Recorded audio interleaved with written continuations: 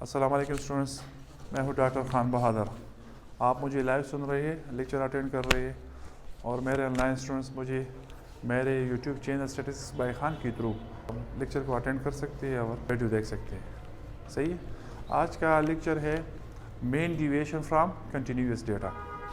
अब तक हमने main deviation for individual data किया हुआ है, जिसमें हमने mean deviation from arithmetic mean compute किया हुआ है, मीन डिविएशन फ्रॉम मीडियन भी कंप्यूट किया हुआ है और मीन डिविएशन फ्रॉम मॉड भी कंप्यूट किया हुआ है। सही है। उसके बाद हमने mean deviation for discrete data भी किया हुआ है।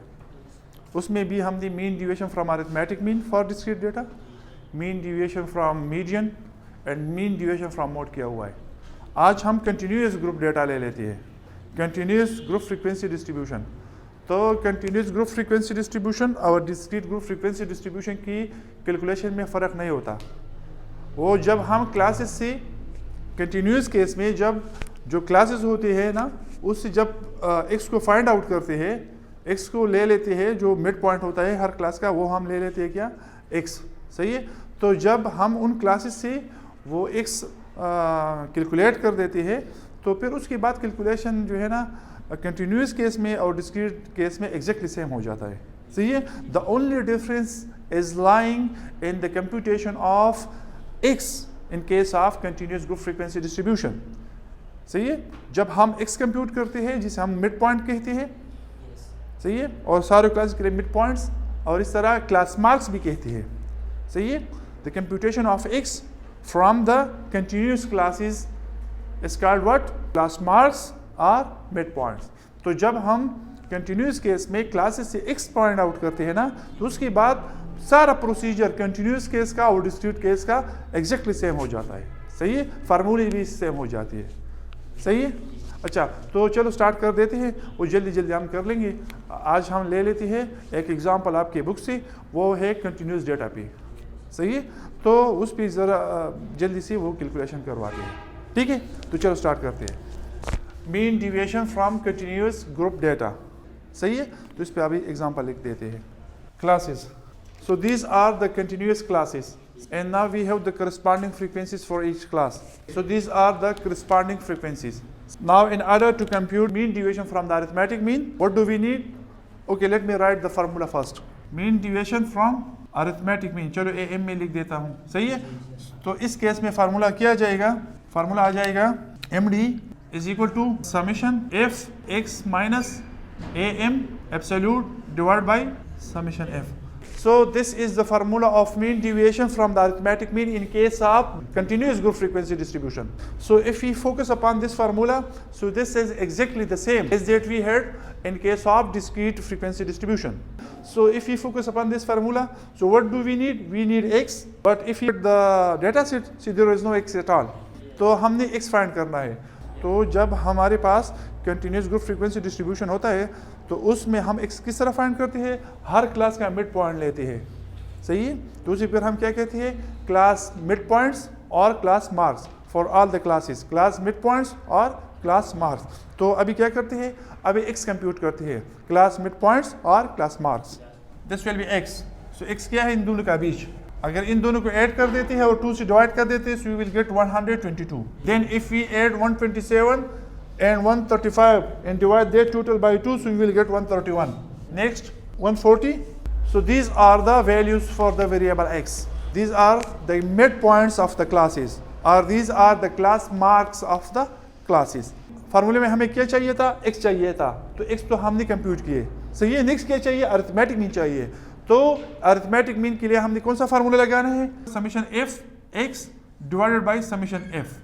तो समीशन एफ एक्स के लिए हमने क्या करना है, हमने एफ और एक्स को मल्टीप्लाई करना है। एफ की फर्स्ट वैल्यू को एक्स की फर्स्ट वैल्यू से मल्टीप्लाई करना है। इस तरह एफ की दूसरी वैल्यू को एक्स की दूसरी वैल्यू से मल्टीप्लाई करना है। This is the column of the multiplication of f and x. Over here we need summation f x. So if we add them all, so symbolically this will become summation f x and numerically this will become 5879। ये तो हो गया, numerator तो हो गया। Denominator में क्या चाहिए, डिनोमिनेटर में समीशन f चाहिए। So for that we have to add all the frequencies. So symbolically this will become summation f and numerically if we add them all, so numerically this will become 40. Arithmetic mean will equal to 5879 divide by summation f. तो ये summation F numerically इस चीज का बराबर है, तो 40। So this is arithmetic mean. If we further simplify it, so what we will get? Arithmetic mean will equal to 146.975. Now this is the arithmetic mean. We have computed x, we have calculated arithmetic mean. Now what do we need? We need the deviations, the subtractions, the differences of all the values of the variable x from their corresponding mean, arithmetic mean. तो अभी कौन सा कलम हमने बनाना है? हमने x minus arithmetic mean वाला कलम बनाना है। ये होगा x minus arithmetic mean. x होगा 122 माइनस ये होगा 146.975। तो इससे क्या जाएगा? मैं साथ साथ एब्सोल्यूट भी ले लेता हूं। जो नेगेटिव नंबर आएगा वो मैं डायरेक्टली पॉजिटिव ही लूंगा। पिछले लेक्चर्स में हमने किया हुआ है ना कि एब्सोल्यूट का मतलब क्या होता है? नेगेटिव नंबर्स को पॉजिटिव ले लेना, सही है। तो ये चूंकि अगर आप देख ले 122 है, ये 146 है, 146 122 से बड़ा है, इसका रिजल्ट क्या जाएगा? नेगेटिव आ जाएगा। लेकिन चूंकि एब्सोल्यूट की वजह से हम पॉजिटिव लेंगे, तो इसका कौन सा आंसर आता है?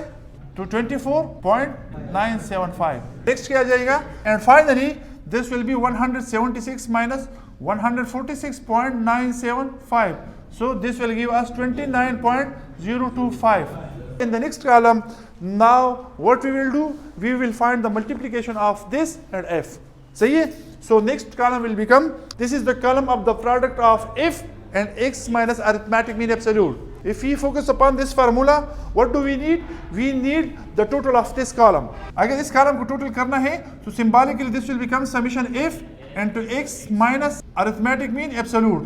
So numerically this will become 435.350. So this is the total of this column. अभी इस फार्मूला में हमने क्या करना है? इसी फार्मूले में हमने ये वैल्यू डालनी है, सही है। So this will become 435.350 divided by summation f, so summation f is 40. If we divide these two, we will get 10.88. This is the mean deviation from the arithmetic mean for continuous group data. तो अगर आप देख लेना, these were the continuous classes, सही है। और जब हमने x को फाइंड आउट किया, तो उसके बाद कैलकुलेशन सारा का सारा वही है जो हमने discrete group frequency distribution case में किया हुआ था, सही है। तो लेक्चर के स्टार्ट में मैं आपको यही बताने की कोशिश कर रहा था कि जब हम इन क्लासेस से x को फाइंड आउट कर देते हैं ना, तो उसके बाद जो कैलकुलेशन होता है ना, वो सारा का सारा क्या हो जाता है? एग्जैक्टली सेम होता है, specially in case of the arithmetic mean, I mean in case of mean deviation from the arithmetic mean.